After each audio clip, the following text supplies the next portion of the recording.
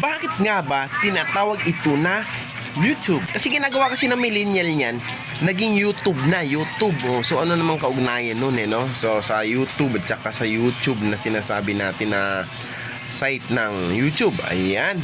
Sinasabi yan na YouTube, yung site na yan kasi noong unang panahon, hindi pa uso yung mga LCD, LED na mga TV, no?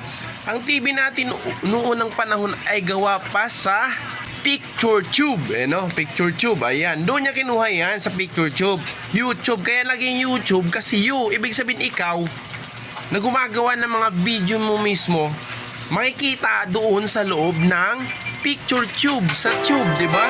Yun, kaya ganon, picture tube, YouTube, ayan, nakikita ka sa loob ng picture tube, kaya tinatawag sa, YouTube, ayun, malinaw.